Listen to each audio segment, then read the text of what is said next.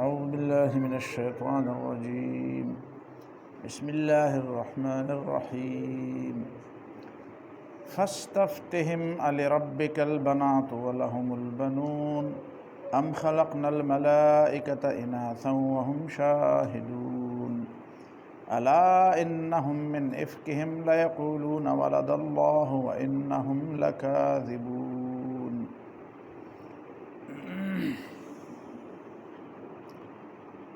دا د یونس علیہ السلام او دا غینه مخکې د نورو پیغمبرانو د الیاس علیہ السلام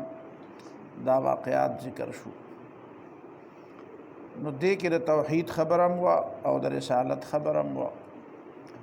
چونکه په دې ټولو معاملاتو کې اصل خبره خو د توحید ده چې د الله تعالی په دې وحدانیت باندې ځان سړی ښه پوره پوهه کړي. خلق په توحید باندې کتابونه لیکي، په توحید د ټولو نه لوی کتاب قرآن مجید دی. بس قرآن باندې چا ځان پوه کړو نو دی په توحید پوه شو، او چې قرآن نه توحید زده نه کړي نو دی بیا د بل هېڅ کتاب نه نشي زده کولی. فاستفتهم لربک البنات ولهم البنون.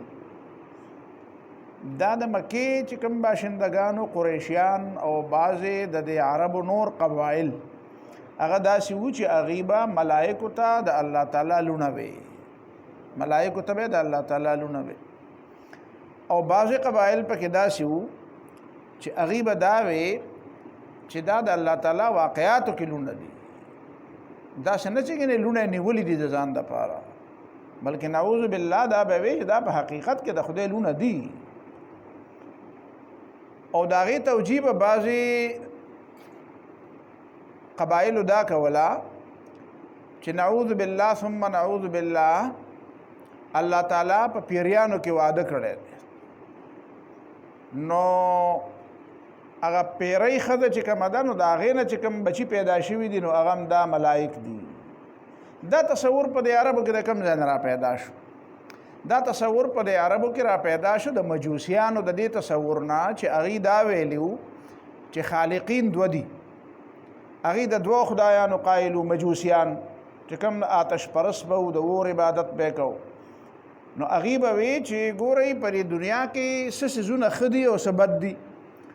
لکه یو شپه ده نو دا توره ده، چې ورځ ده نو دا سپینه ده. خوشحالۍ دي نو خفګانونه هم دي، غمونه دي، ژوند دی او مرګ هم دی. نو هغوی به وی چې دا خو ځان له ځان له مستقل سیسټم غواړي. دا نو دا ځان له ځان له سیسټم چې غواړي دا د یو سړي کار نه دی چې هغه متضاد کارونه کوي،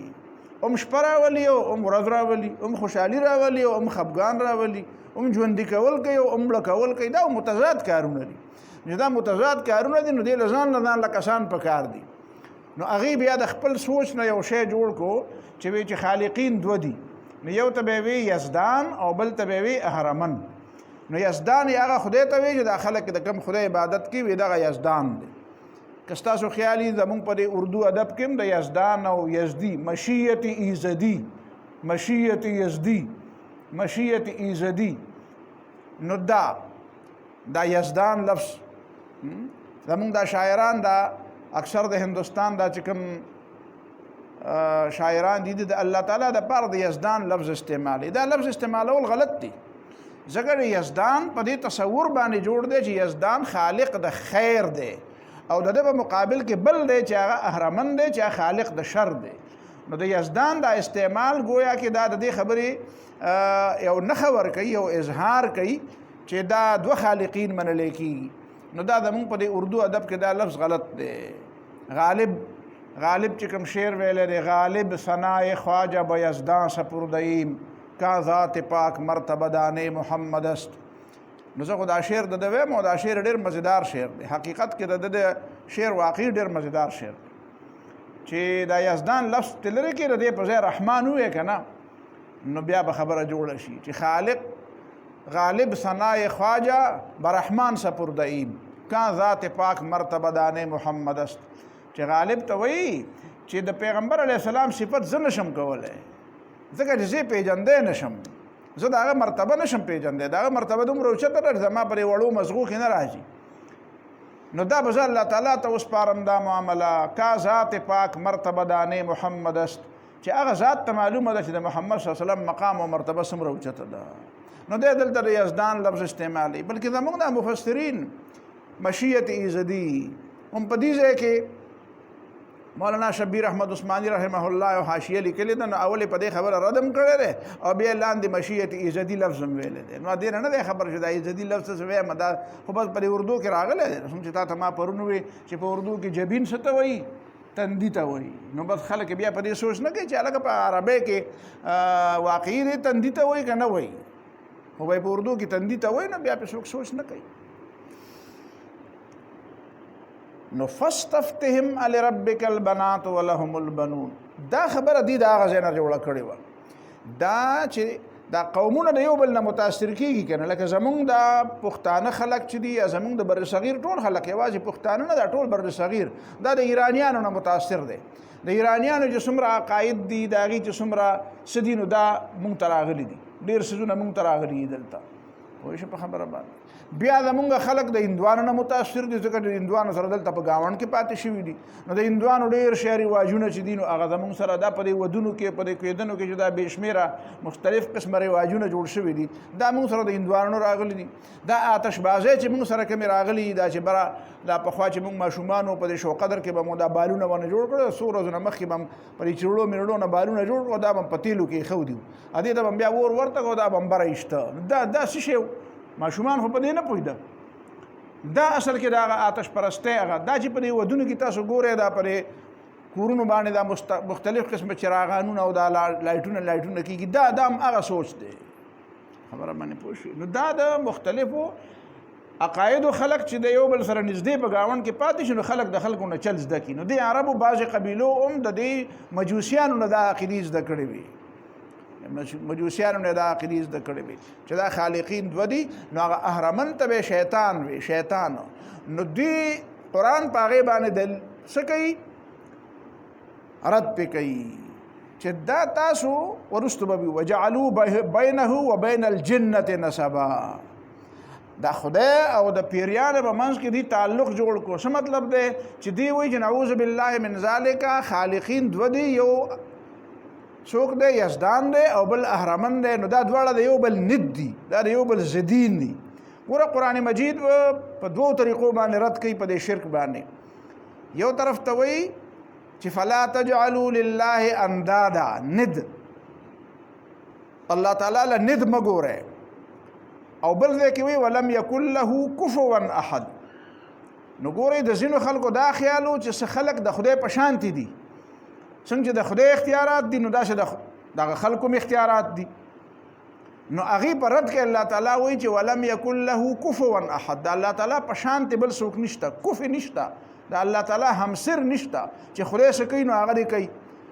کف هغه سړي ته وایي چې د هغه د سړي سره په دې طریقه مقابله کوي چې ته څه کوې نو زه به کوم، چې ته خیرات کوې نو زه به هم خیرات کوم. پوه شې په خبره، چې ته ډزې کوې نو زه به هم ډزې کوم، چې ته ګڼه ګوره جوړې او ډله جوړې نو زه به هم ډله جوړوم. نو دې ته کف وایي. او ند دې ته وایي چې ته څه کوې نو زه به د هغې مقابله کوم، ته جوړې نو زه به روانوم. نو دې ته ند وایي. لکه دا یزدان او اهرمن چې د یو بل ند دي. نو الله تعالی پر دواړو طریقو باندې رد کړی دی چې اتجعلون لله اندادا، تاسو الله تعالی له تربوران ګورئ، تاسو الله تعالی له ضدیان ګورئ، مد مقابل ورله ګورئ. نو دا یزدان او اهرمن دا تصور دا د تقابل تصور دی. نو دا تقابل مطلب په پښتو کې او یا په عربی ژبه کې چې خلک اخلي نو دا تربورولي ده، تربورولي. نو دلته قرآن په هغې په دې انداز کې رد کوي چې وجعلوا بینه و بین الجنة نسبا، د خلکو د خدای او د پیریانو په منځ کې یو نسب او تعلق جوړ کړی دی. لکه دا چې ته به وایې د یو نیکه بچي دي او یا د یو پلار دوه زامن دي او دواړه د یو بل په مقابله کې دي، نو یو خیر جوړوي او بل شر جوړوي، یو ورځ پیدا کوي نو بل شپه را پیدا کوي، یو خوشحالي را پیدا کوي نو بل غم را پیدا کوي. نو دا د دې خلکو هغه تصوراتو. نو دې وجې نه الله تعالی د هغه ځای نه په دې خبره باندې رد کوي. او دا ورته په داسې انداز کې وایي چې فاستفتهم، د دې خلکو نه تپوس وکړه. دې صورت کې مخکې آیت نمبر 11 کې ویلي شوي دي فاستفتهم اهم اشد خلقا ام من خلقنا. د دې خلکو نه لږ تپوس وکړه. دا تپوس د دې دپاره کوي چې دا خلک لږ راایښوي چې دا زه چې لګیا یم او خبرې کوم نو ته اورې که داسې ودې په خبره پوهېږې که نه پوهېږې پرې، ته ما سره په دې درس کې او په دې بیان کې او په دې بحث کې شریک یو کنه نو فاستفتهم د خلکو نه لګ تپوسو کا دا تپو د تبکید ته پاره دی دا د چپ کولو د پاره دی د پاره نه دینه فتوا والا جزان په پوي کې فاستفتهم د خلکو نه تپوسو کا چې دی څه جواب کوي غلی شي پر خپل خبره کې دی ملامت شي ځان تم ملامت وای فاستفتهم د خلکو نه تپوسو کا علی ربک البنات آیا استاد رب د پاره لونه دی ولهم البنون او دی د پاره زامن دی په خپل لور په زیری باندې خپکیږي او الله تعالی لونه ثابتې نو الله تعالی له لونه شته او زامن شته خدا ته چې لونه ثابتې نو دې معنی ته ډېر زیات د عقل په ډېر لاندې درجه کې ته کوم څنګه د الله تعالی قدر او احترام هم نه پیژنې دومره یعنی ستا په ذهن کې خدای په باره کې داسې تصور دی نعوذ بالله من ذالک چې هغه تصور خو ډېر بیکاره تصور دی دې مطلب دا دی چې الله تعالی له هغه شی ثابتول غواړي چې کوم د ځان نم ته د الله تعالی مرتبه ښکته ګڼل غواړي نو دا پیغمبر له تسلیم ورکوي چې دا تا ته وایي چې ته دروغجن یې تا ته وایي ته جادوګر یې تا ته وایي ته ساحر یې ستا قدر نه پیژني ها جی سورۃ یاسین کې ویلي کنه یا حسرة علی العباد ما یاتیهم من رسول الا كانوا به یستهزئون دا ربطونه دي کنه یاسین مخکې تیر شوی دا عجیبه بندگان دي چې پیغمبر ول راځي نو بغیر دې چې دا پیغمبر خبره ونه مني نو خندا ور پورې کوي حالانکه پیغمبر د ټولو نه خياري پیغمبر د ټولو نه با اخلاق او با کردار پیغمبر خو د انسانيت اعلی نمونه او دې په پورې خان دي نو د دوی د بیوقفتوب د دې د نالایقتوب او د دې د زلالت او د تبعید د دې نه غټه خبره بل کوي چې الله پورې خندا کوي پیغمبر پورې خندا کوي فاستفتهم د خلکو نه تپوسو کا علی ربک البنات چې آیا استاد رب د پاره خلون دي نعوذ بالله ولهم البنون او دې د پاره زامن دي نو دی به ملائکه تلونه وي نو قران په یو په دې طریقه را د کو بل به دا وکړي تا ته دا چا ویل دي چې ملائکه لونه دي قران بل ځکه وی انهم لا يسمون الملائکه تسمیه الانثى سوره النجم کې وی دي ملائکه ته خزي وی نو ملائک خزي ملائک خود خزيوالي او د نروالی نه بالاتر دی ای اوس صنفیت نشته ای که خو توالد او تناسل زوجیت دا شزونه خو پای کې نشته البته کله کله هغه ته د مذکر نسبت کیږي او کله د مؤنث نه د جمع د وجنه قالت الملائکه د جمع د وجنه یاد نو هغه خو کیږي او په خپل رست برازي کنه کذبت قبلهم قوم نوح المرسلين كذبت قبلهم قوم نوح نو قوم تم تکذیب هلکه قوم کې اډو مؤنث شامل نه خبره باندې پوښي عرب چې قوم یادای نو هغه صرف سړو ته قوم وي ځکه چې جنگونه سړی کوي ملک سړی ساتي نو هغه وایي چې خزه د قوم نه شامل نه دي لیکن قران د نسبت د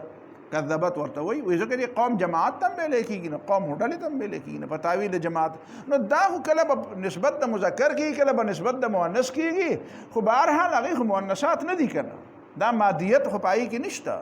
دا تذکیر او تانیث خو په جناتو کې ده دا په انسانانو کې ده دا په نور رسولو کې ده ملائک خو هغه خو نورانی مخلوق دی خدا سے مخلوق نه دی چې پای کې توالد او تناسلی پای کې نر او خزه نشته چې پای کې ودونه کیږي او بچی پکې راوړي کی ام خلقنا الملائکه اناثا وهم شاهدون او دین تپوسو کا چې ستا درب لونه دی او د دې زامن دی او دین تپوسو کا چې آیا مونږ پیدا کړی دي ملائکه اناثا سو خزه وهم شاهدون او دی په وخت کې حاضرو د دې ته پته د دې خودي ملائک نه دي نو د تخلیق په وخت کې چې مونږ کله دی جوړول نه پاغه وخت کې دې ته پته لګېدلې و چې دا خزه دي مونږ پر پښتو کې فرشتي خزه ګڼو فرشتہ رااله یو فرشتہ رااله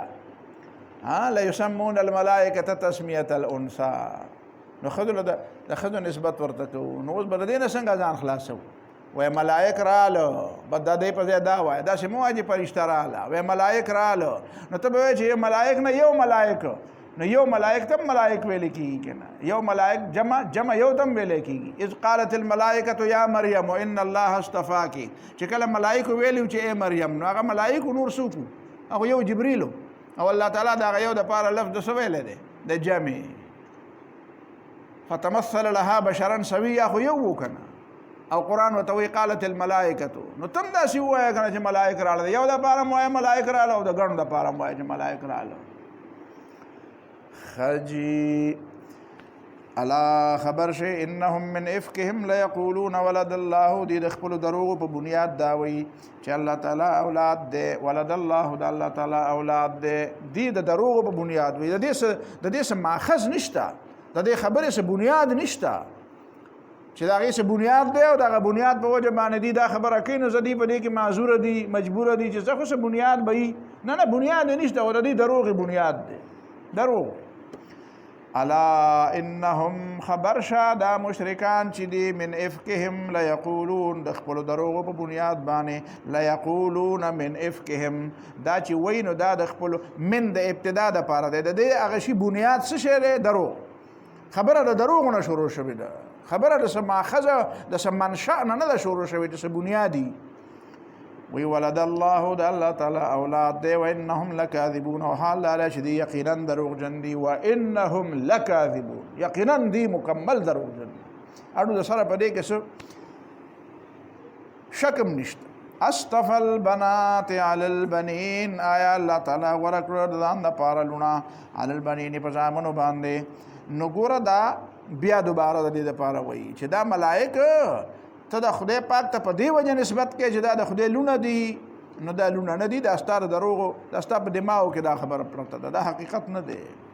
مالکم پتا څه شوي دي کیف تحکمون دا تاسو څنګه فیصله کوي افلا تذکرون آیا تاسو نصیحت نه اخلئ ام لکم سلطان مبین نو دی به چې نه مونږ خو د دلیل په بنیاد خبره کوو دا خو هلتم داسې وایي هلتم داسې وایي دا خو په ایران کې هم داسې وایي دا خو په هندوستان کې هم داسې وایي دا خو د عربو او باقي قبیلې هم دا ټول خلک دروغ وایي تا ته به داسې وایي که نه یاره جي دا خو فلان کې دی که ما سړی دی یاره جي غټ حاجي صاحب غټ مولوي صاحب دا خو بل ځای کې هم داسې خبره کېده دا خو بل چا هم داسې ویلي دا خو ما په یو کتاب کې هم کتلي نو دا ټول خلک دروغجن دي نو دې ته دلیل وایي دا چې سرمن او اسمان ګړبی را ګړبی څه ثبوت د سره شته نه اوس کله یو دی او کله بل ځای دی او کله بل ځای دی په هوا لګیایي نو دې ته خو ثبوت نه وایي ام لکم سلطان مبین آیا ستاسو دپاره څه ښکاره ثبوت شته څه ښکاره ثبوت شته سلطان څه قوت دلیل راوړی نو فاتو بکتابکم راوړی خپل کتاب ان کنتم صادقین که تاسو رښتینی یې نو دا کتاب دې راوړی چې اول دا کتاب وګورو چې دا څه کتاب دی دا کتاب وګوره خلک کتاب پیش کوي د کتاب نوم ولا نه ورځي یو عیسائی سره ما بحث وکړ 20 کاله مخکینه خبره ده نو چا ورسره الباس کوو نو بیا ورته ما نوم ورکړی نو هغه ما ته ټلیفون وکړو نو ما د دې دپاره ورته خبره کړم ما مه کوه چې دی لږ غونې معلوم کړم چې دی څومره اوبو کې دی نو ټلیفون یې وکړو چې زه تا سره په یوه خبره بحث کوم تا نمبر چا راکړی دی ته بحث کوې په د عیسایت په دې مسله کې ما یا ووایه خیر دی خو ما او تا به په ټلیفون خبرې وکړو نو ټلیفون به ته واورې او زه به یې واورم څه فایده به یې شي د بل چا په مخکې خبره پکار ده وایي نه خیر دی لږې خبرې خو په خپله هم کوو که نه نو ما دا چې کوو نو صحیح ده نو ما ته یې وی چې تا یهودیت او عیسایت کتلی دی ما خو کتلی دی الحمدلله ما خو ډېر نور هم څه کتلی دي خو تا راته ووایه چې تا قرآن کتلی دی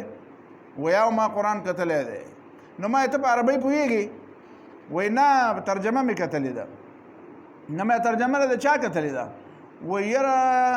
حفیظ جالندري ترجمه کړې ده ما دروغ مه وایه حفیظ جالندري خو د پاکستان ترانه لیکلې ترجمه نه ده کړې د قرآن مجید وایي نه ما سره د ترجمې یو کتاب او د هغې نه د اولنۍ صفت چې تشلیدلې ده او څه جالندري پکې و ما یې ورک شه ما دامو مولانا فتح محمد جالي مولانا فتح محمد جالي نه ما ګوره نه در نوم درځي یو کتاب در سره دی د هغې نه ما وله پاڼه شلیدلې ده خدای خبر تا سره شته او که نشته او هغه اردو ده نه ما ورته ته د هغه په ویږي په دې کې غلطیانې دي ما ته په غلطۍ پوهېږې ته په دې پوهېږې چې ترجمه یې غلطه لیکلې ده وایي نه غلطیانې پکې شته ما نه نو تا ته خو ټکسټ اصل متن تا ته نه دی معلوم تا له خو عربي نه درځي نو ته د هغې نه څنګه خبر شوې چې ترجمه یې غلطه لیکلې ده بیا مې زه خیر دی فرض که ما دا ومنله زه ترجمه یې غلطه لیکلې ده نو دا راته ووایه چې ټکسټ او متن ورسره او ترجمه مې نو سړی به په دې پوه شي چې غلطي ده خو چې د سره متن ورسره نه یو تشه ترجمه یې دې کې به څونه غلطیانې وایي به پکې ما نه ووایه څونه به پکې ما په لکونه به پکې که نه نو وایي او نو ما ستا د دې تورات ته چې وایي انجیل نو ستا دا انجیل په کومه ژبه کې نازل و په عیسی علیه السلام باندې نو بیا غلی شو نو ما ورته دا په سوریانۍ ژبه کې نازل و ما په دنیا کې د اوسه پورې چېرته داسې کتاب ما ته ښودی شي په سوریانۍ ژبه کې راته انجیل ښودی شي وي جي په ویټیکن کې پروت دی ما په ویټیکن کې پروت دی ما ته پته ده خو د ویټیکن هغه خو په یونانۍ ژبه کې دی ما ابراهیم عیسی علیه السلام خو یوناني ژبه نه ویله د عیسی علیه السلام ژبه خو سوریاني وه یونانی خو نه وه، یونانی ته خو ترجمه شوې ده. ما متن راوړه متن، نو بیا غلی شو. بیا ما ورته آخري خبره درته کومه، آخري خبره په دې ځان پوه کوي. څه مې په تا د ما یو چارجز دي، تا زه پیژنم. وی څنګه مې پیژنې؟ مې ته دروغجن سرټیفیکیټونه دستخط کوې، جعلي سرټیفیکیټونه دستخط کوې. وی خدای ګوې ما قسم دی که ما دا کار کړی. مې ته په مخ ستارونه عزیزان ټول دا کار کوي. وی نه دا کار خو ما ډېر چېرته کړی نه دی. مې ته چې دی موجوده بایبل چې دا نیو ټیسټمنټ دی، عهدنامه جدید، ته چې دې ته وایې دا د خدای کتاب دی، نو دا د خدای د کتاب ترجمه ده. وایي چې او نو مې چې تا سره تا متن کتلی دی چې د دې ترجمه ټیک ده که غلطه ده؟ وایي نه. نو مې دا دروغجن سرټیفیکیټ نه شو چې تا له زه اصل سرټیفیکیټ نه او د هغې فوټو کاپي درله دروړم او یا د هغې ترجمه دروړم او هغه اوریجنل ما سره یې هغه تا له مې نه دروړی او ته په هغې دستخط وکړې چې دا مطابق اصل دی. دا به دروغ وي که به نه وي؟ نو مې تاسو ټول عیسایان دروغ نه وایې. بیا ټلیفون بند کړو. په خبره پوه شوې تاسو؟ بیا به لا دی ما ته ټلیفون کوي. نو دا مې د دې وی سلطان ما سره دلیل دی. اولو غړبول اولو په کتاب کې لیکلي. کتاب څه نوم دی؟ وایي حفیظ جالندري لیکلی دی ترجمه. حفیظ جالندري. دا د دې خلکو علم. ام لکم سلطان مبین، آیا ستاسو دپاره دلیل ښکاره شته؟ څه په ډاګه څه دلیل شته چې هغې ته دلیل وویلی شي؟ که نه هسې څه ورته به ورته وایې. فاتو بکتابکم، راوړاندې کړئ خپل کتاب ان کنتم صادقین، که تاسو رښتینی یې. وجعلوا بینه وبین الجنة نسبا، او دی ګرځولی دی او منلی دی د خدای او د پیریانو په منځ کې تعلق د نسب. و یو یزدان دی او یو اهرمن دی، یو خالق د خیر دی او بل خالق د شر دی، او دا دواړه نعوذ بالله من ذلک د یو بل تربوران دي. نو تربور خو دې ته وایي چې د یو نیکه اولاد دي، د یو پلار اولاد دي. نو دا د یو بل سره نسبیان دي، دا تربوران دي د یو بل، نعوذ بالله من ذلک. دا په دې مجوسیانو باندې رد دی. په خبره باندې پورې تفسیری کبیر وایي رد علی المجوس الذین یزعمون ان یزدان خیر محض و اهرمن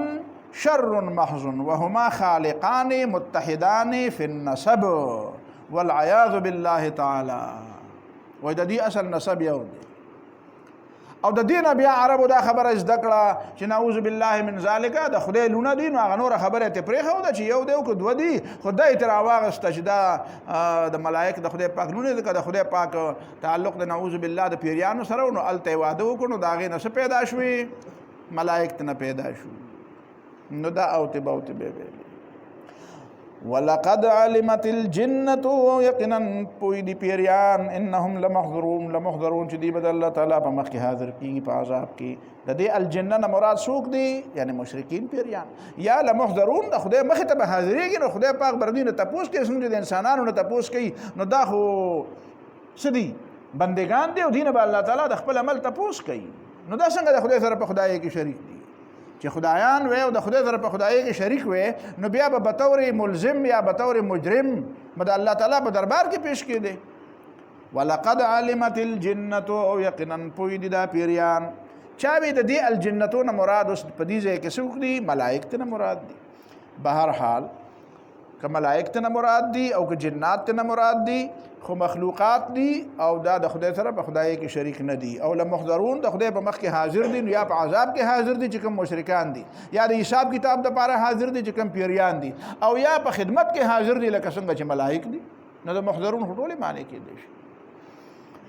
سبحان الله عما یصفون، پاک دی الله تعالی، پاکی بیان کې د الله تعالی دا غسنه چې داخله کې بیانې. الا عباد الله المخلصین، سوا د الله تعالی دا بندگانو چې کوم مخلصین دي. دا الا عباد الله المخلصین د محضرون سره لګېدلی دی.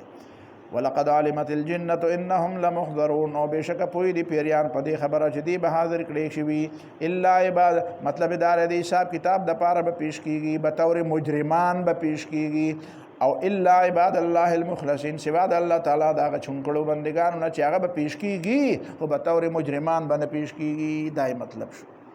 سبحان الله عما یصفون، الله تعالی پاک دی د هغه څه نه، اوچت دی د هغه څه نه چې دا خلک بیانوي. خلک بیانې دلته خو په دې سیاق سباق کې د مشرکین چې کوم بیان کینو د دې نوایي چې بالاتر دی، خو حقیقت کې ګوره دار چا د ګمان نه بالاتر دی الله تعالی. برتر از خیال و قیاس و گمان و وهم و از هر چی خوانده ایم و هر چی گفته‌اند و شنیدیم و خوانده ایم. الله تعالی ذات او د الله تعالی صفات د وهم او د قیاس او د خیال او د ګمان د دې نه بالا دي. که یو سړی مؤمن دی هغه د خپل عقل په بنیاد باندې د الله تعالی څه شان بیانوي او یا د هغې په حالت د هغه په باره کې څه خبره کوي، د هغې نه هم الله تعالی بالا دی، سوا د هغې خبره نه چې د وحي په بنیاد کومه خبره راغلي. بد د الله تعالی په باره کې هغه خبره کوه چې کومه په وحي ثابته ده. چې په وحي ثابت نه نو که ته مؤمن یې او که مؤمن نه، خو ته د الله تعالی په باره کې هغه خبره مه کوه چې کومه تا ته علم، ځکه تا سره د علم څه ذریعه ده؟ ته چې د الله تعالی په باره کې کوم څه خبره کوې نو تا سره د علم څه ذریعه ده؟ اډو ته مؤمنه مې. تعالی الله عما یصفون، سبحان الله عما یصفون معنا دا نه چې مشرکانو د خبرو نه خود بالاتر دی، ځکه چې هغه خو ظلم کوي او الله تعالی ته هغه خبرې منسوب کوي چې د الله تعالی د شان سره مطابق نه دي. خو که ته په خپل علم کې او په خپله پوهه کې د خدای د شان سره مطابق څه خبرې جوړې نو د هغې نه هم الله تعالی اوچت ذکر دی چې تا سره د علم کومه ذریعه ده. نو د الله تعالی په باره کې هغه خبره کوه چې کومه قرآن کې ثابته ده، چې کومه د پیغمبر صلی الله علیه وسلم نه ثابته ده، معصوم نه ثابته ده، نو ټیک ده. دې باندې خلکو ویلي دي دا د هغې خبرې ثبوت دی چې خلکو دا ویل الله تعالی له هغه نومونه مږ دی چې کوم نومونه قرآن او سنت کې الله تعالی ته نه دي ښودي شوي. اسماء د الله تعالی توقیفي دي. توقیفي معنا دا ده چې الله تعالی ته به هغه نوم وایو چې کوم نوم د الله تعالی په قرآن یا په حدیث کې راغلی، چې قرآن او حدیث کې نه دی راغلی دا نوم به الله تعالی ته نه وایو. البته د فعل نسبت ورته شوی دی، نو د هغې باوجود به چې د فعل نسبت ورته شوی وي خو چې د هغه فاعل لفظ او د هغې صیغې اطلاق په الله تعالی نه شوی نو بیا به هم نه وایو. یو صاحب ما ته د یو صاحب هغه راولېږه دا څه ورته وایي کلیپ غوندې، یو صاحب دی هغه واعظ غونته کې دی او کله کله څه عجیبه عجیبه خبرې کوي،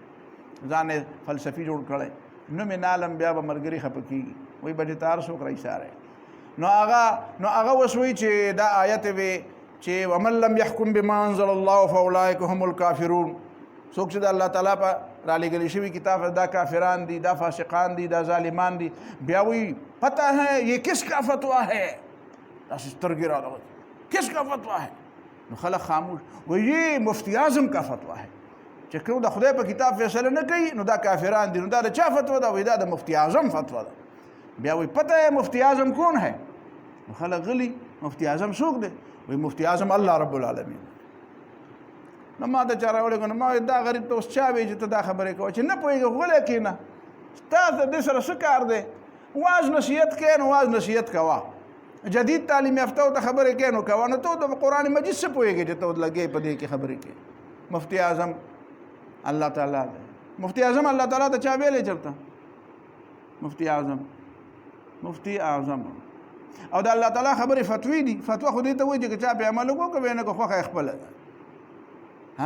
نو د الله تعالی خبره دې ته وایي چې که خوښه دي نو عمل کوه که خوښه. نو دا مې ورته وویل نو هغه ملګري ما ته واپس راولېږو چې ګوره ورته الله تعالی ته خو د فتوی نسبت شوی دی. یستفتونک قل الله یفتیکم، الله تعالی به دله فتوا درکوي، نو بعد الله تعالی مفتی شو که نه؟ ما یې بیا خو غضب الله علیهم ولعنهم، الله تعالی ته غاضب او لاعن ویلی کېږي. غضب الله د غضبه نسبت الله ته شوی دی که نه دی شوی؟ نو د الله تعالی په نومونو کې غاضب شته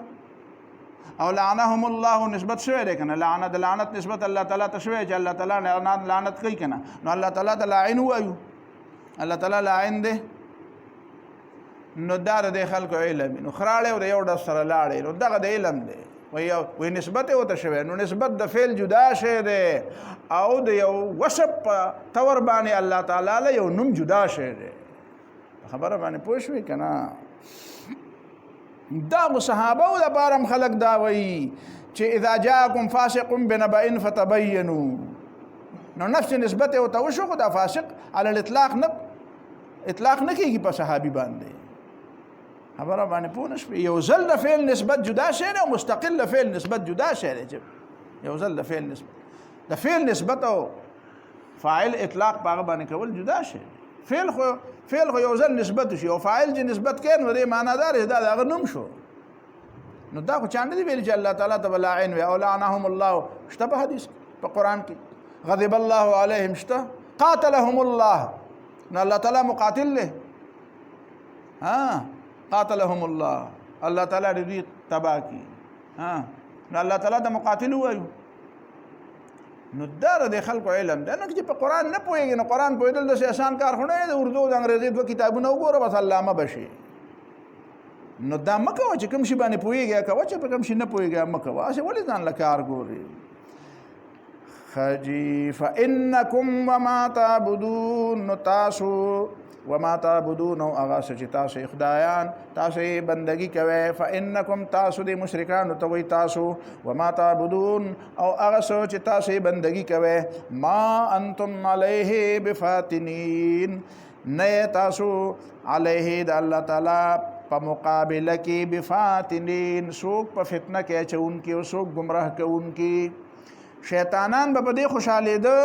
چې یاره بس مونږه خو دومره ډویل کار وکړو دومره خلک هم گمراه کړو او دام الله تعالی ورته وایي چې ته استاد ټول خدایان ټول راجمع شې خو چې الله تعالی څوک گمراه کول نه غواړي نو ته نشي گمراه کولی خدا خو الله تعالی اختیار ورکړی دی چې الله تعالی ورته ازادي ورکړې ده چې په کومه لاره ځې په هغې ځان نو ځکه ته وایې چې ما ګمراه کړو که الله تعالی نه غوښتې او ازادي نه وی ورکړې او یو بند یې ورته تړلی وی چې نه ته دا نشې نو بیا به تا کتلی وی چې تا څنګه څو خلک ګمراه کړي دي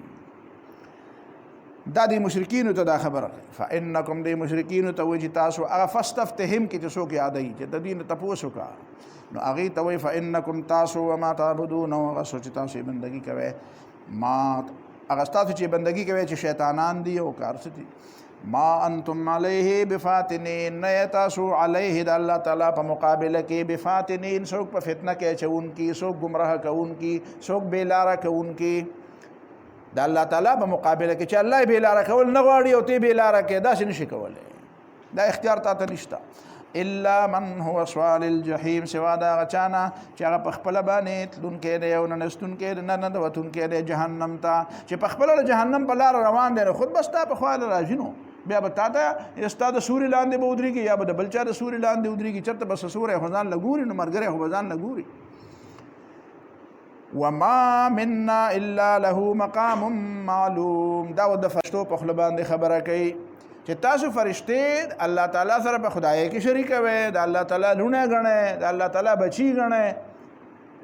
حال دا دی چې فرشتې خو د الله تعالی څه دي بندگان دي تابعدار دي د الله تعالی د حکم په اورېدو کې په صفونو کې ولاړ دي تسبیحات و شپه او ورځ او یریږي د الله تعالی نه وما منا الا له مقام معلوم او نشته مونږ یو تن مگر داغه د پاره یو مقام دی معلوم چې هغه ته پته ده هر سړي ته هر ملائکو کې هر ملائک ته خپل ځای معلوم دی زما د ودرېدو دا ځای دی زما د کولو دا کار دی زه به دلته ودرېږم زه به دې ځای کې دا کار کوم وانا لنحن الصافون او بېشکه مونږ صف بسته یو د الله تعالی په بندګۍ کې صفونه تړونکي یو ملائک هم صفونه تړي داسې نه دي چې داسې ګډ وډ ګرځي میله غوندې نه وي میله نه بلکې صفونو کې وانا لنحن الصافون نو پته ولګېده چې په دې صورت په اول کې چې وو والصافات صفا نو هلته نه مراد ملائک دي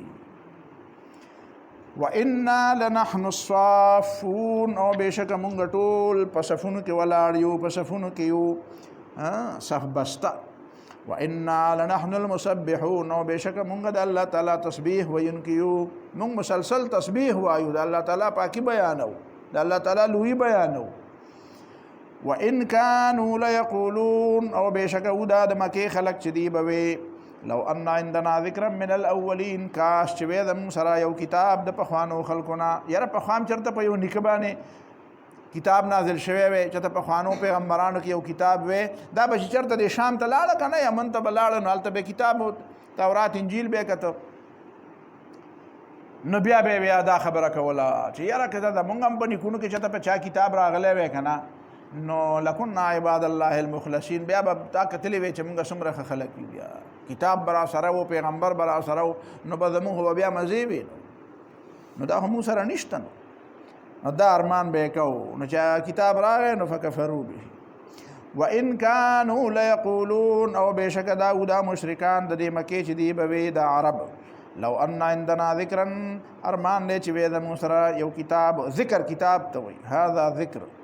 من الاولین او پل بتا ته پته ولګي چې رستو پس سورۃ سواد راغلي دي کنه والقران ذی الذکر نو ذکر قران دی لو ان عندنا ذکرا کچرت ویدم سرا یو یاداش یو کتاب من نصیحت والے یو کتاب چې مونږ ته خدای را یادولې مونږ ته خپل اهم مقام را یادولې خپل حیثیت را یادولې من الاولین د پخوانو مشرانو نه د پخوانو پیغمبرانو نه لکنا عباد الله المخلصین مونږ بشوي به د الله تعالی مخلصین بندگان چونکړي بندگان به مونږ بداسه غوړه خلق وي مونږ به بالکل تابعدار وي مونږ بداسه فرایض پابند وي نو شراغه نو فکفروا به نو به تن انکار او کوشش د غرمانی پوره شو پیغمبر راغه نو به فور انکار فسوف يعلمون نو درد چې پوي بشي یقینا پوي بشي سوف قریب د چې پوي بشي یقینا چې پوي بشي ولقد سبقت كلمتنا لعبادنا المرسلين او بشک مخکې شوی دا مخکې په تقدیر کې دا خبره لیکل شوی دا ولقد سبقت ډیر د پخوانه دا خبره شوی دا یو کلمه ده مونږ یو خبره ده لعبادنا المرسلین د خپل بندگانو مبارک چې پیغمبران دي هغه دا چې انهم لهم المنصورون بشکر دی مدد بکیږي د دې به مدد کیږي او د مدد مختلفه طریقې دي نو الله تعالی به چا مدد څنګه کوي ګوره نبی علیہ الصلوۃ والسلام مدد دې تم ویلې ده چې خلکو د کلی نه ایستو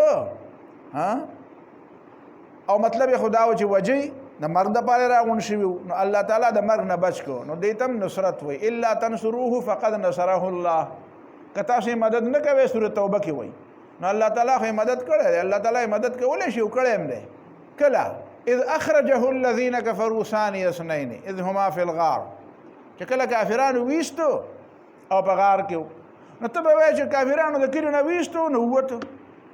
او په غار کې د هغوی د جنگ د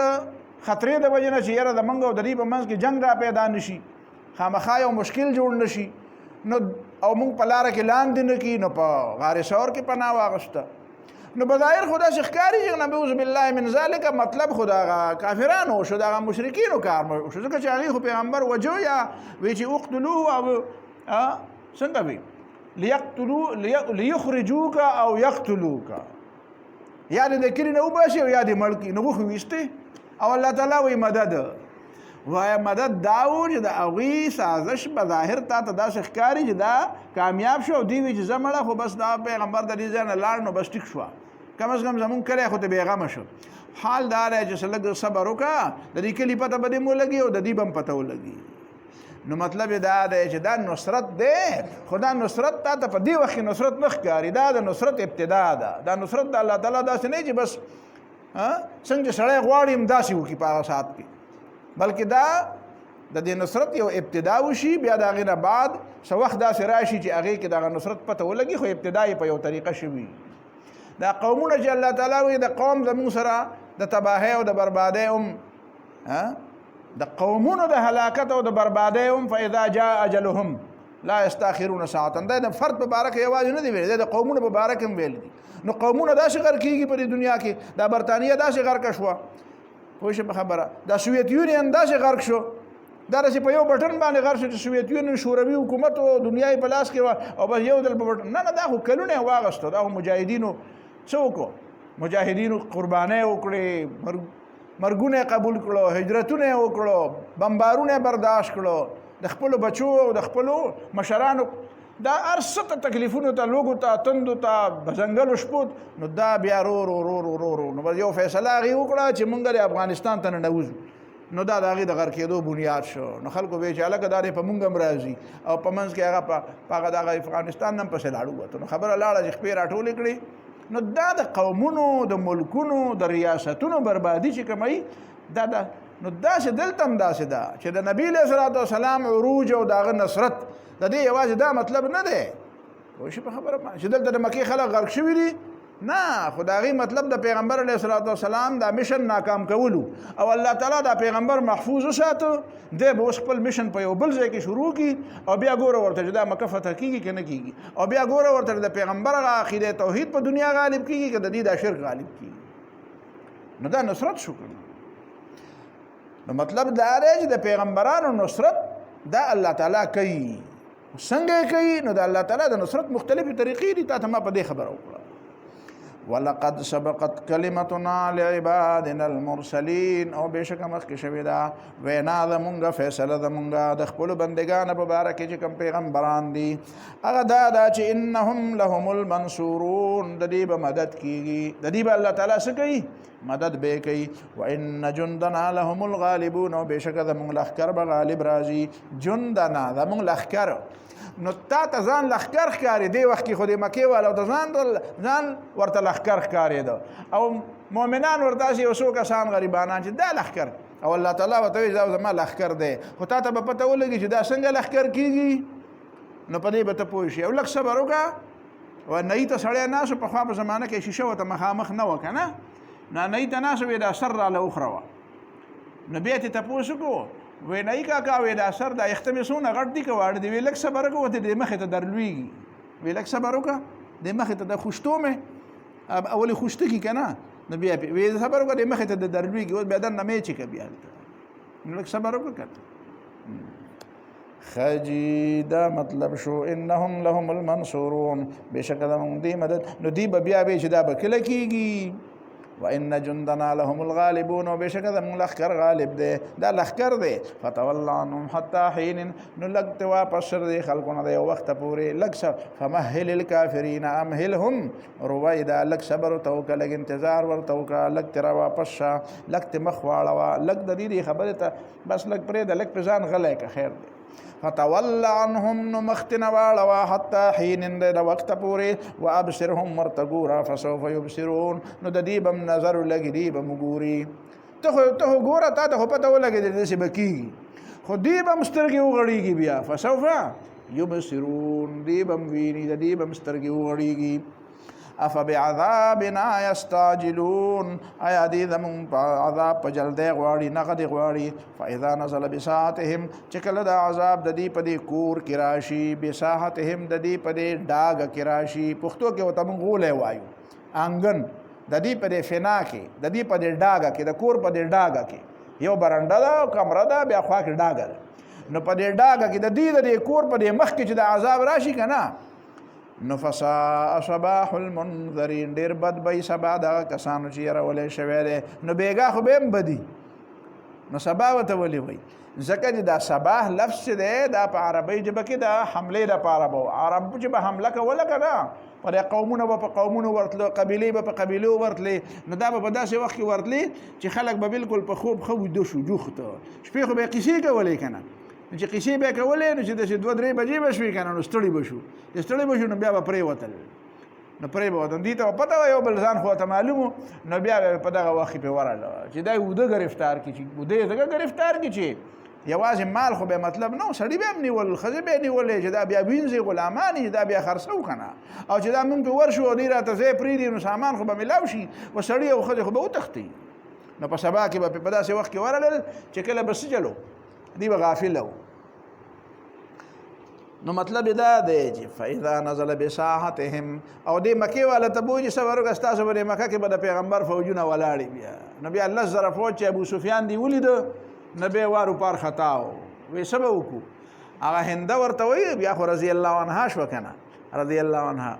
او ابو سفیان ته وایي ته ډېر بېکاره سړی او ته وایي شا به راجمع کړه خپل خلق دی هغه ورته وایي بیخ دی وځه تا کتلي دي څومره خلق دی اوس څه نه کېږي خبره تلې راغلې ده غلې کښېنه اوس څه نه کېږي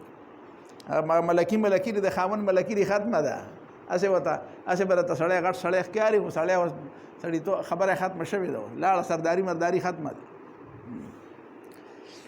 فاذا نزل بساحتهم چې کله راشي دا عذاب د دې په دې کلي د دې په دې میدان او د دې په دې انګڼه او د دې په دې ډاګه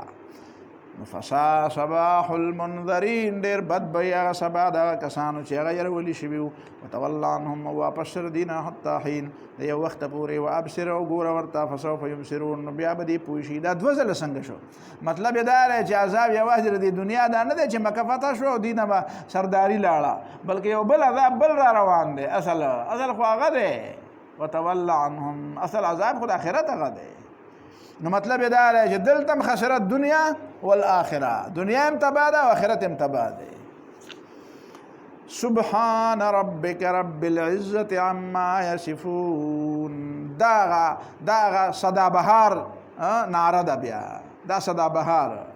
یہ نغمہ فصل گلو لال کا نہیں پابند، بہار ہو کہ خزاں لا الہ الا اللہ، بہار ہو کہ خزاں لا الہ الا اللہ. دا لا الہ الا اللہ نعره چې کومه ده که نه، دا د بهار او د خزان تابع نه ده. نو دا اوس وایي دا د دې صورت خلاصه شوه، گویا کې دا د دې صورت هغه ترانه شوه. ترانه نبی علیہ الصلوۃ والسلام مبارک عبداللہ بن مسعود فرمایي چې مجلس به ختمه و که نه، نو دا به پکې وي سبحان ربک رب العزة عما یصفون وسلام علی المرسلین والحمد لله رب العالمین. پخوا چې به خلکو تلاوتونه کول نو په دې کې به په آخر کې دا وي سبحان ربک رب العزة عما یصفون. سبحان ربک رب العزة عما یصفون. پاک دے رب ستا چې رب دا غلبې دی او رب د لوی دی. لوی د الله تعالی لپاره ده.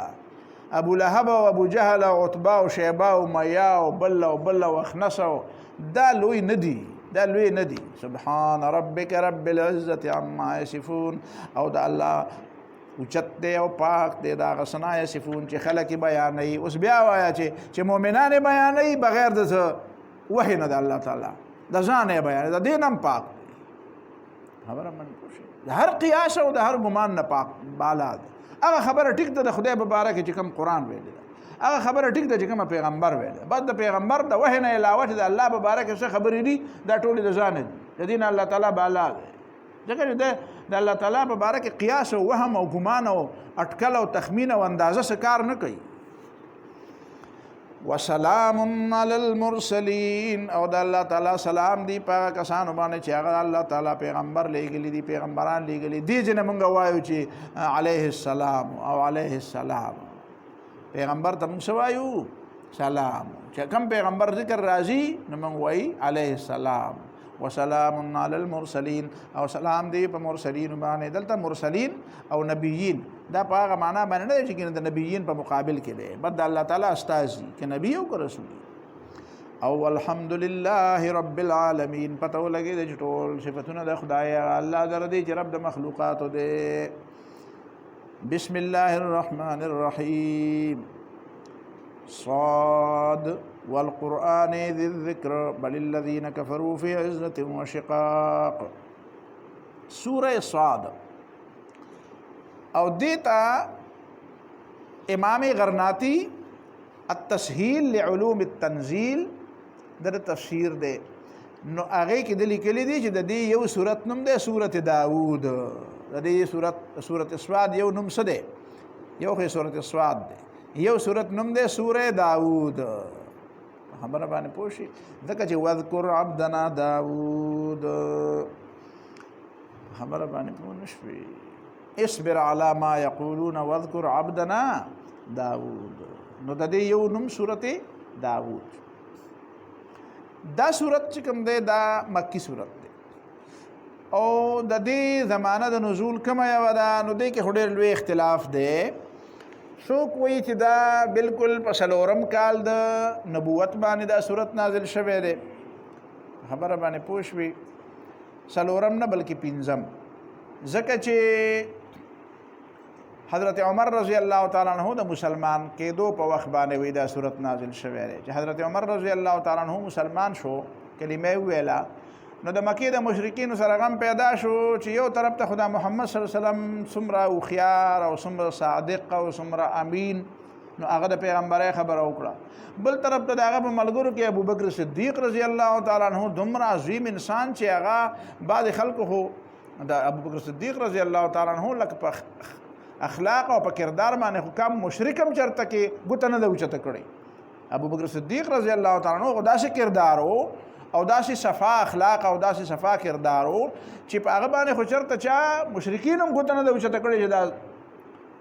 د کوم کردار سره دی. نو دی ملګری دی. اوس یې پکې عمر فاروق ملګری شو او عمر فاروق رضی الله تعالی عنہ معامله فهمي، د هغه سنجیدګي او د هغه روب دبدبه او د هغه قوت او د هغه د خبرې باندې پوهېدل، معاملې ته ته رسېدل، د هغه روب داب دام د مکې د خلکو نه څه پټ نه و. نو هغې وایي چې دا د دې مکې دا چونکړي خلک دا مسلسل د ده سره رايوځای کېږي نو دا موږ نه خو د خپو نه ځمکه لاړه زمونږ به بیا څه ځای پاتې شي نو دوی رالل د نبي علیه صلات وسلام تر ابو طالب له چا دا ویلي چې نه دا چې کله ابو طالب وفات کېده د لسم کال خبره ده بهرحال ښکاري داسې لکه دا د حضرت عمر فاروق رضی الله تعالی عنه د مسلمانۍ په موقع باندې دا خبرې شوي خو بهرحال د مکې یو 25 سرداران دا اخنس او دا ابو سفیان او دا ابو لهب او دا ابو جهل او دا عتبه او دا شیبه او دا امیه او دا ابی ابن خلف او دا رالل چرته ټول راجمع شوي راځي چې د ابو طالب سره حساب کتاب برابر کو دا د وراره دی او د خو زموږ سردار دی چې د په مخ کې سره خبره وکړو چې دا خو مونږ ډېر زیات تنګ کړو نو چې دا خبره زمونږ او دی سبب بیا دی نه او بیا به خلک مونږ ته وایي چې څنګه چللی نو چې ابو طالب نه و نو تاسو څه نشو ویلی او چې ابو طالب اوس نشته دی نو تاسو د سره زیاتی کوئ نو راځئ چې د په مخ کې سره خبره وکړو نو هره موقع چې وخت خبره دی خلکو وکړه خبره یې څه وکړه چې خبر اول رالن نو ابو طالب ته دا وی چې ستا دا وراره د موږ نه ولې نه خلاري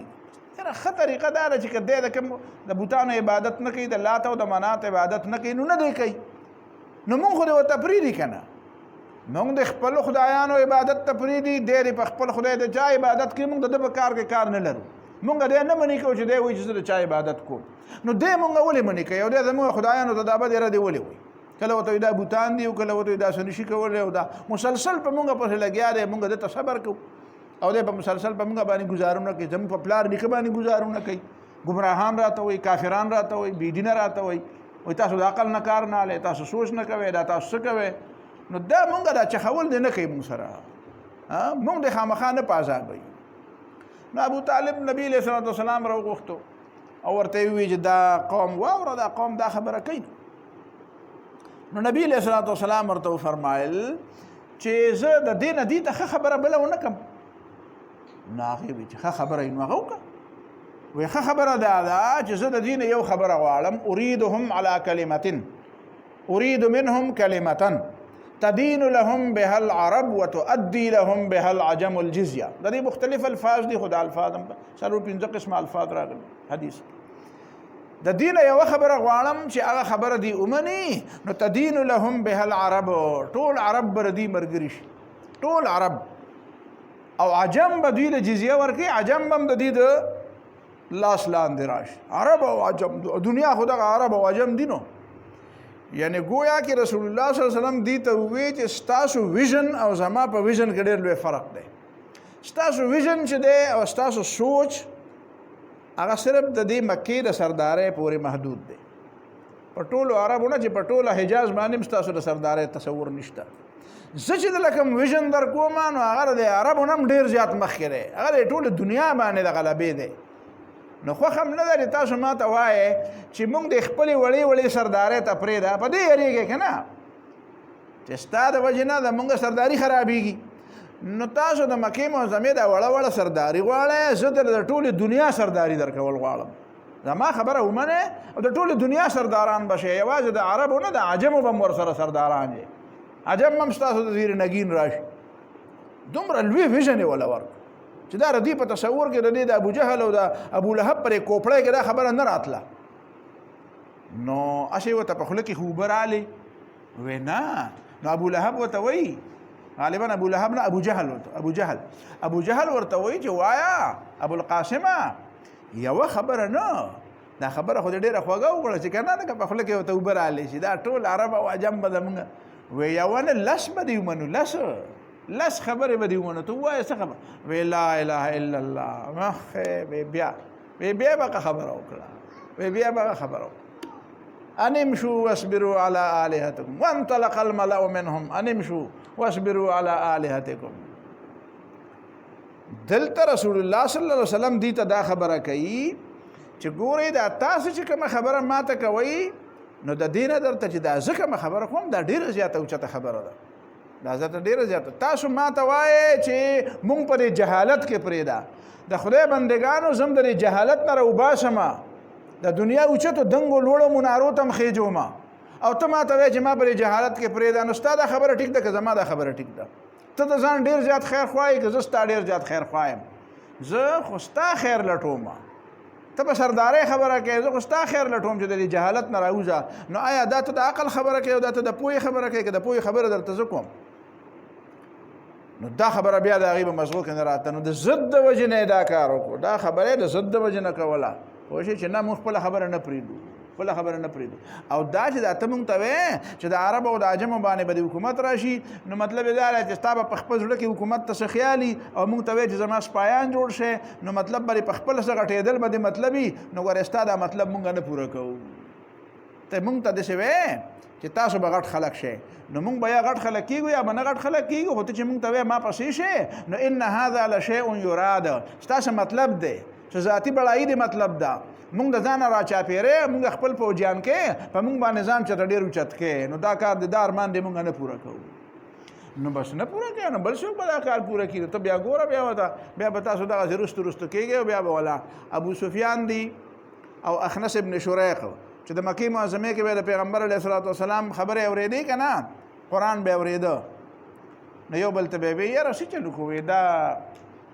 بغیر د دې د اورېدو نه راباندې سات نه تېرېږي او بیا به یو بل ته وی دا رښتینی پیغمبر دی وی بالکل رښتینی پیغمبر دی نو چې رښتینی پیغمبر دی نو منې ولې نه یاره بس داسې چل دی چې منلو ته خو تیار نه یو منلو ته خو نه یو تیار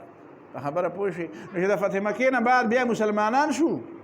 فتح مکه چې وشوه نو بیا د اخنس هم مسلمان شو او دغه مسلمان د اخنس نه د ابو سفیان او هغه سهیل هغه سهیل نه هغه ملک چې هغه حدیبیه کې چې هغه لیکل کړي نبی علیه السلام ته تا پیغمبر نه منم وای دا محمد رسول الله ته لري کا دغه سهیل نو دا دوه سرداران نو دا بیا مسلمانان شو د حضرت عمر رضی الله تعالی عنہ په زمانه کې بیا داسې وشوه چې حضرت عمر رضی الله عنه په مجلس کې ناسو نو داسې مجلس کې ناسو مجلس ډکو نو دی دواړه هم داسې دلته ناسو نو چې بل یو مهاجر صحابي به راغی ټیک شو هغه اولني مؤمنانو کې یا په انصارو کې هغه ابتدایي خلکو کې نو حضرت عمر رضی الله عنه چې بل څه وکتل نو دا ټول خو به انصار او مهاجرین ناسو او دا دوه پکې هغه ملکانو سرداران چې دا پکې د فتح مکې نه بعد مسلمانان شوي نو ته به وی سهیله ابو سفیانه پاسته دله ځای ورکړه دله ځای ورکړه نو دی به داسې رسته شو نو هغه ځای ته دروازې نه پسې بار ته ووتو بیا بار ته وځئ هغه دی چې بار ته ووتو نو دا سهیل دی ابو سفیان ته وایي دی عمر را سره نن ډېر زیات عجیبه کار ونه کړو نو سهیل ورته وایي بالکل ټیک کار وکړو وایي څنګه وایي دا چې د چا دپاره ما او تا را پاسولو بل چا ته به یې نه وی چې پاسه مونږ ته به یې وایي چې پاسه وایي د چا دپاره چې مونږ را پاسولو دغه خلک وو چې دوی د خدای د دین خدمت کوو او مونږ ته هم دغه اسلام پیش شوی و دغه اسلام مونږ ته هم پیش شوی و دا پیغمبر علیه السلام 14 کاله مونږ ته دا خبرې زوتې کړې وې او مونږ نه منلې چې نه منلې نو اوس خو به م خود دا علي وایي ډېر زیاتې خراب کړو و غټ غټ ملکان یو سرداران یو نو سهیل ورته وایي ابو سفیان نورې دا کیسې پرېږده اوس هغه ملکې او سرداري هغه نشه مشه لاړه راله او دا پرېږده خبره دا ده چې په دې غم وکړه چې دا خو دنیا ده چې د قیامت په ورځ داسې وشي چې ما او تا ولاړ یو د قیامت په ورځ په دربار کې او الله تعالی دې مهاجرینو ته وایي او دې انصارو ته وایي جنت ته ځئ او د ابو سفیان او د سهیل په ګډو څوک تپوس هم نه کوي نو بیا به څنګه چلیږي وایي نورې په تندر مه لګوه خو څه خدمت وکړه څه کار وکړه څه قربانۍ وکړه او هغه زړې خبرې او هغه زړې ګناهونه او غلطۍ دې پې وینځه دا یې د ابو سفیان ته دا خبره وکړه خو دا سهیل چې کومونه دا ماشاءالله دی بیا په خپله خبره کې بیا بالکل د بیا کور ته کور نه دی ویلی دا بیا په مکه معظمه کې پاتې شوی هم نه دی نه به بیا په مدینه بعد دی بیا لاړو او جهادونو جهادی په افریقا کې چېرته بیا وفات شوی دی په جهادونو کې ټول عمر بیا جهادونه کړي وایي نه بس ما ته پته ده د آخرت غم کومه ځکه چې دنیا کې خو هسې هم لاړې رالې او چې آخرت هم نه لاړ نو غرق پار کې نو زه ګورې بیا نو دا هغه بنیادي خبره ده چې قرآن دې ته دا خبره کوي پوه شي په خبره باندې که دې صورت کې به بیا دا ورته وویلی شي د یو څو پیغمبرانو واقعات به ذکر کړي د چا به صرف تذکره وشي او د چا به بیا څه وشي تفصیلی تذکره نو نبی علیہ الصلوۃ والسلام دې ته چې دا خبره وکړه چې تدین لهم بالعرب وتؤدي لهم بها العجم الجزيه لک په دې باندې مغور کوو کنه لک په دې سوچ کوو چې د کلمه توحید په تشه وینا باندې به عرب ستا تابع کیږي او عجم بدله جزیه درکوي نو بیا ما تعالی ولې نه راکوي بیا ځکه چې جو بایډن ته وایي چې جزیه راولېږه تا باندې خو د ډېرو کلونو جزیه پاتې ده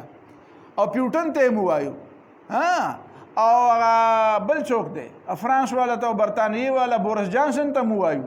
او چین والا ته مو وایو چې لکه زموږ په تاسو ځکه چې موږ خو کلمه ویلې ده یا لکه موږ تاسو کلمه ویلې کنه ده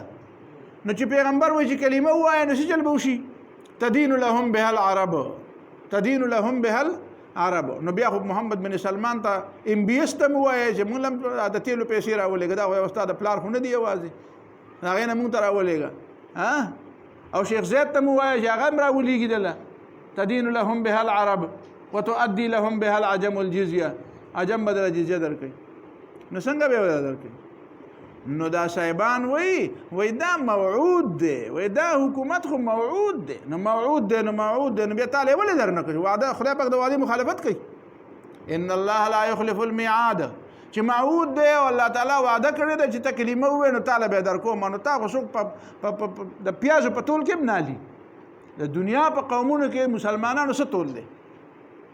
څه تول شته څه وزن شته نو بیا ولې تعالی نو تا کلمه ویلې ده نو ته چې خدای پاک وعده کړی ده چې کلمه ووایې نو درکوي به نو یا دا ووایه چې دروغ وایې کلمه دې ویلې ده خو په دروغ دې ویلې ده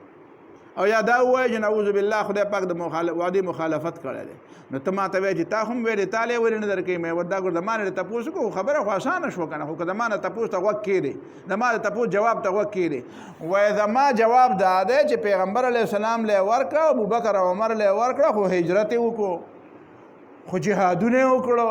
خو سختې تېرې کړې خو تکلیفونه یې تېر کړو خو د عقل نه کار واغسته خو مشکلات تیر کړو نو داسې خو نه کړو چې په ډوله کې کېنول او عمر او ابوبکر او بس ورته وایي چې زه په دنیا کې ګورئ نو بیا وله ورکړو خو هلی وله ورکړو چې هغې ځان د دې اهل کړو نو تا یې ځان اهل کړی نه دی مسلمانان څه وکړو مسلمانان څه کوي مسلمانان د یو بل د ګریوان نه آزاد نه دي نو دې باندې ځان پوهې کې چې تدین لهم به العرب یو دویمه جمله بله ځینې خلک دا وایي چې د پیغمبر دعوت په مکه معظمه کې د اقامت دین نه و د دین د غلبې دعوت دا صرف په مدینه منوره کې او په مکه معظمه کې خو بس صرف دا چې لا اله الا الله وایي او کنه بس خسړی شي او بد دا توحید او رسالت او آخرت زوته وي او جنت او دوزخ زوته وي او دا په مکه دا خو په مکه معظمه کې تدین لهم بها العرب وتؤدي لهم بها العجم الجزيه په عربو په عجمو باندې د حکمرانۍ خبره خو اول په کوم وخت کې کړې وه هغې په مکه معظمه کې کړې وه ابو طالب لا ژوندی و چې کړې وه هغه لا د هجرتونو خبرې هم نه وي نو دا ته چا په دماغو کې ویلي دي چې په ټوله دنیا د غلبې دا تصور چې دی دا په مدینه منوره کې دا تصور را پیدا شو دا تصور په مکه معظمه کې و په خبره باندې پوه شوې دا تصور په مکه معظمه دا تصور خو د نبي علیه السلام په هغه وخت کې مو چې هجرت کله کو چې سړی کلی پرېږدي نو په هغه وخت کې د سړي سره د دې خبرې غم چې هغه د پلار نیکه او د بابا کلی خورانه پاتې شو او چې بل ځای ته ځم چې هلته به څنګه صورتحالي خو په هغه مشکل کې چې نبی علیه الصلاة والسلام د مکې معظمې نه مدینې منورې ته هجرت کو او سراقه بن مالک هغه د من معلوم کو پته یې ولګوله چې داسې او مکې والا وی سلو خان به ورکوو چې چا ژوندی ونیو او یا وله سر راوړو نو دی هم د سلو خانو په لالچ کې ورغی او پیغمبر علیه الصلاة والسلام یې رالاندې کړو هغه هسې دوه درې ځله په دې خټه کې ډوب شو او بیا به یې راواغسته چې دغه به سره خسنی به سره وکنه قراندازي چې هغه منجور به ول چل خودل او چې کدا سه وکنو وی چې یاره وی چې نه ما ورده وی بیا هم په ورده سلو خان خو غټه خبره بیا ابو ما ورده او دی به بیا ورته وی خرابېږي خدای به بیا اخر نبی علیہ السلام ته وی چې زماره طرف نه تا ته امن دی خو بس چې تا ته خبره کوم نبی علیہ السلام ته وی کیف بک یا سراقه اذا لبست سواره کسرا و تاجه سراقه په سلو خانو پسې لګی مړ شوې پوهېږې په خبره باندې زه ستا پر لاسونو کې د کسرا بنګړي وینم او ستا په سر باندې د کسرا تاج وینم هغه وی کم کسرا بن هرمز وی او کسرا بن هرمز هغه چې هغه ایرانی بادشاه کسرا چې هغه د رومیانو نه یو دوه خطا کړي دا هغه زمانه وکړه د رومیانو نه یو دوه خطا کړي دي وی دا هغه زما په سر وی او وی لیکل به راله وکړې وی او لیکل به درله وکړم نو عبدالله بن عریقة دهلي ته وی لیکل راله وکړه یا ابوبکر صدیق راته ولا لیکل ورکړو او چټي ځان سره وساتو نو دا خبره چې پیغمبر علیه السلام کوله په کوم وخت کې کوله دا مدینې ته راتلی نه دی خو د مدینې په لاره کې دی هجرت کوي او هجرت په وخت کې په دې قسمه پرسه او د دې کمزورۍ په دې حالت کې سراقه ته وایي زه ستا په سر د کسرا تاج نم زما دعوت دا دی د دنیا دا تاجونه د دنیا دا تختونه دا تاجونه دا به زه دا د دغه خلکو نه اخلم دا به دا غریبانان په سره داسې دور را روان دی دا دنیا بدلېدو واله ده دی وایي نه دا د مدینې دعوت جدا او د مکې دعوت جدا او ته د سره نه مکه پېژنې او نه مدینه پېژنې ته هېڅ هم نه دي پېژنې نه قرآن پېژنې او نه سیرت پېژنې تا ته څه پته ده او بیا د حضرت عمر رضی الله تعالی عنه په زمانه کې چې کسرا ایران فتح شو او د کسرا تاج راغی او بنګړي رااله او د هغه جوبه رااله چې په هغې کې ملغلرې جوړاو شوي نو حضرت عمر ته خبر را یاده شوه وی یاره وی هغه سراقه وګورې سراقه هغه په مدینه منوره کې وکړه دی فتح مکه کې مسلمان شوی او بیا زړه کې خو خبره وه خو فتح مکه کې بیا ښکاره کړه خبره مکه کې نبي علیه السلام چې فتح کړه دی وله راغی وی زه ما پېژنې وی او سراقه یې که نه ما ته یاد ښه نو دی ورته د کسرا هغه تاج یې ورته په سر کړو او د کسرا هغه بنګړي ورته ور واچول او د کسرا هغه جبې ورته ور واچوله او ولې حضرت علي ته وی ان قوما ادوا هذا لامناء وی علي دې ملغلرو ته وګوره او دې جواهراتو ته وګوره چې یو ملغلره د کرونو روپو ده وی ان قوما ادوا هذا لامناء کوم خلکو چې دا د ایران نه مدینې ته راورسول دا ډېر امانتدار خلک دی